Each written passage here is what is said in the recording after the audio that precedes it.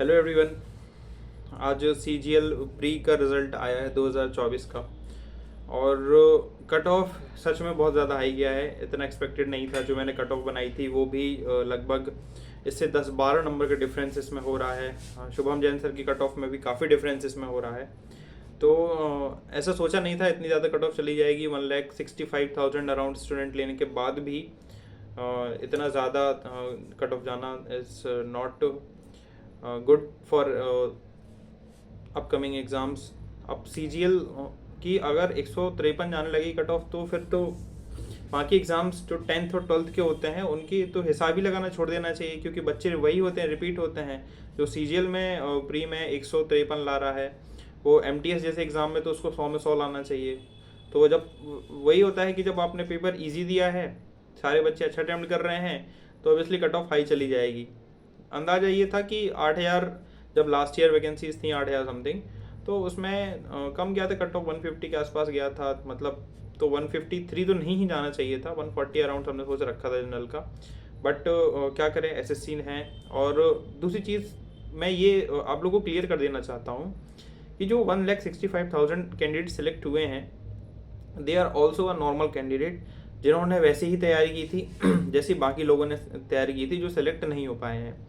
कुछ नॉर्मलाइजेशन में tough easy shift में फंस गए, जिसके कारण उनके कम नंबर हुए और कम नंबर बढ़े। कुछ टफ शिफ्ट में फंस गए उनके ज़्यादा नंबर बढ़ गए।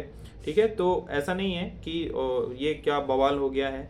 पेपर इजी था, अगर आप देखो तो इजी पेपर में कट ऑफ ज़्यादा जाएगी। हाँ, लेकिन इतनी ज़्यादा चली जाएगी ये एक्सपेक्ट नहीं था। ठीक है, तो अगर आपने कोई मेंस का कोर्स ले लिया है, मेंस की टेस्ट सीरीज ज्वाइन कर रखी है, तो उसको कंटिन्यू रखना।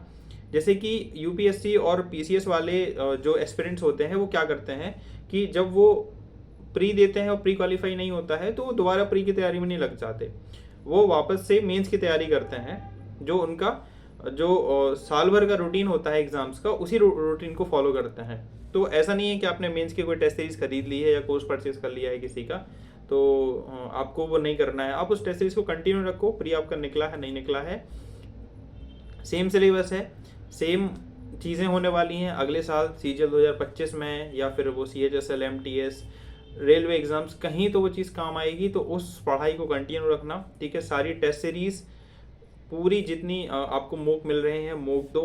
ठीक है, उसके बाद फिर नेक्स्ट एग्जाम में लगना। ठीक है, अगर आपके कोई अपकमिंग एग्जाम ऐसे नहीं है जिन पे आपको फोकस करना चाहिए, तो अगर आप सिर्फ सीजीएल को टारगेट कर रहे हो तो ये कर सकते हो। ठीक है, ये मेरी एडवाइस है। और दूसरी चीज़, बहुत सारे एग्ज़ाम्स मेरे हाफ नंबर 0.25 ऐसे बहुत सारे एग्ज़ाम्स मेरे रुके हैं, तो इसको बहुत इसका लोड नहीं लेना है। बहुत नॉर्मल सी बात है एग्ज़ाम का रुक जाना। ठीक है, यकीनन आपके कुछ महीने और जाने वाले हैं प्रिपरेशन में, लेकिन इसका मतलब ये कतई नहीं है कि एग्ज़ाम क्लियर नहीं होगा, ऐसा कुछ नहीं है। ठीक है, तो अपनी स्पिरिट को बनाए रखना। ठीक है, दूसरी चीज़, अपने टारगेट को बनाए रखना। तीसरी चीज़, अपनी कंटिन्यूटी को बनाए रखना। ठीक है, अपना मोटिवेशन बनाए रखना। ठीक है, इनमें से कोई भी चीज़ आप लूज़ करोगे तो डेफिनेटली कंपटीशन बढ़ने वाला है, आप पीछे हो जाओगे। तो ऐसा कोई कदम उठाने की ज़रूरत नहीं है कि जो आपके लिए, आपके भविष्य के लिए अच्छा ना हो। ठीक है, तो प्रिपरेशन करो, एक बार और जोर लगाना, 25 में हो जाएगा। ठीक है, बहुत सारे एस्पिरेंट का हो गया है, तो उनको सभी को कॉन्ग्रेचुलेशंस। और मैं भी इस लिस्ट में हूँ, इनका नहीं हुआ है, ध्यान रहे, बिल्कुल परेशान नहीं होना, अगली बार हो जाएगा। ठीक है, तो और कुछ क्वेरी है तो आप मेरे से इंस्टाग्राम पर मुझे फॉलो करके पूछ सकते हो। कमेंट में भी आप करोगे तो मैं पूरी कोशिश करूँगा उसको रिप्लाई देने की। एंड बाकी thank you for watching and best of luck.